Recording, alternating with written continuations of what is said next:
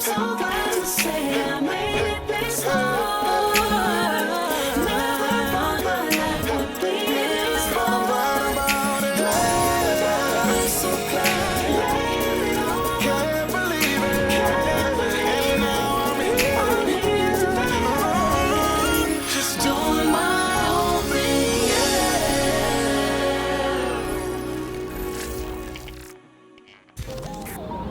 I think for me, I've been in a place where I'm trying to figure out. There's a conversation we had a long time ago about what can we do to get people to buy music again. Specifically, not just even just music in general, but R&B music, gospel music. Where did we go wrong? And you mentioned something about the executives. I want you to give that analogy. Oh, well, at the core of willing to sacrifice. Well, at the core of any industry, right? So music isn't the only industry. There are car manufacturers, right. And there are boat manufacturers, or just whatever, clothing manufacturers. Right. The core of what an industry is, by definition, is it is about capital. It is about money. So within the music industry, the people at the top are most concerned about profit. They're not most concerned about the art form. And they'll move whatever puzzle pieces are necessary to make the most money. Right. But the art form itself is not what's most important. Right. You know what I mean? It's a byproduct of what this particular industry is about. But it's not the most important thing. Oh, that's good. And to us, creatives, it's important. So and it can be frustrating. So we get hurt when people who are less talented are further. You know what I mean? Because it's not even about us. Because it's not even about it. It's about the industry. It's about the industry itself. Because the core of what an industry is about capital. It's a capitalistic system, which is about making the most money in the least amount of time with the least amount of So if talented people aren't making the money for us, we're going to go get somebody less talented, dress them up like a Barbie, and whatever we got to do, and put them out. We will get people who will fit this system better. That's You know what I mean? So it's not even about talent. It's about who I can dress up, who I can feed lyrics to, who I can tour. Least path of resistance. That's good. You know what I mean? That's so good. You'll see more of that. We're not saying names obviously, but there are examples of that in popular music today. Right. And you're going to begin to see more of that. And that's why people who are more talented without Grammys are frustrated. And, again, I'm not against any of these people. You know what I mean? I get it, but I understand the frustration when you are the most talented person in the game, top 5, top 10 in terms of talent, and aren't getting the recognition. It's just unfortunate. But so what it is when you get an opportunity, you got to maximize. You got to ride it out. Like don't take your foot off the neck. Just ride it out. You got to go crazy because you don't know how long you don't know you're going to be there. Exactly. You don't know. So you got to do Met Gala, Harper's Bazaar, Coachella, all of this stuff. Just ride it out. Just don't stop work. Every morning, wake up, work. Yeah, you got to do it.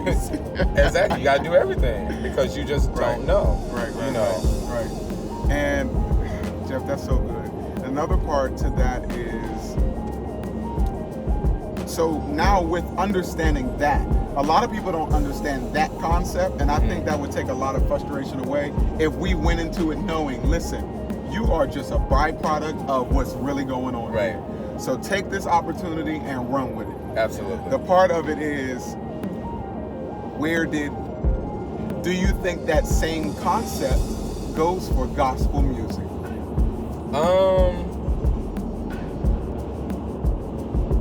Yes and no. Yes, absolutely. Here's the thing, there are so many layers to what gospel is and how it differs. Because we hide a lot of stuff behind spirituality. You know what I mean? So we will chalk a lot of how things are to the spiritual nature of what we're singing about. But just the actual art form itself has to be viewed as such in the bigger picture. This is a genre of music. Right. So I think with it being smaller, with there being a smaller market for it, there's an even bigger stronghold on those top slots. So you know what I mean? Example. So we can't say names, but you can pretty much say consistently for the past 20 years, you can name the top 7 people, top 6 or 7 people have been consistently those people for the past Right. few decades, and that baton just doesn't change. The turnover isn't as frequent as it is. Can I say at least big people names, not gospel? Okay, so like how Trey Songz was hot when I was in high school in 2005. Trey Songz is still relevant, but he's not the Trey Songz of 05. There's a new Trey Songz now. Right. You know what I mean? So that there's a couple of Trey Songz now. So the way that baton is passed in regular, I don't want to say regular music, but the way that baton is passed in R&B and hip hop, it isn't as frequent. Right. So like the same person who has had a stronghold on choir music, that has not changed. That's true. Now let me ask you this: is that selfishness, or is that a lack of financial success? Meaning I can't even afford to give up my spot because of how small the success rate is financially. I think it's both. I think it's both because, again, you know, our perspective as Black people can be a bit limited. So, like, in my particular iTunes catalog in my particular Apple Music, it's 50-50. I have 50% gospel and I have 50% R&B and hip hop. But the reality of the landscape of music is that those two markets aren't 50-50. That's so true. You know what I mean? So like what Jay-Z and Beyonce do and Rihanna and these larger artists do, it's not on a 50-50 scale as what the gospel artists are doing, even the big ones. Right. You know, just the household name recognition is not the same. So like an international artist like Rihanna, you can't compare anybody who's won Sunday Best to her. And that's not to shade them. I'm not saying it to be shade. I'm just calling it what it is. I know what you mean. Yeah, the market for that is so much smaller. So those... Because break down the market and the ratio and the statistics of Black people. Exactly. So like Beyonce can sell out a stadium in the UK. You know what I mean? Like she just has that type of that type of brand. The type of music that people who win Sunday Best, or the type of music that they're making, that buyer pool or that marketplace is smaller because you're only dealing with Black people who only make up 13% of the population of the U.S. You're segmenting that even more because it's only Black people who like church music.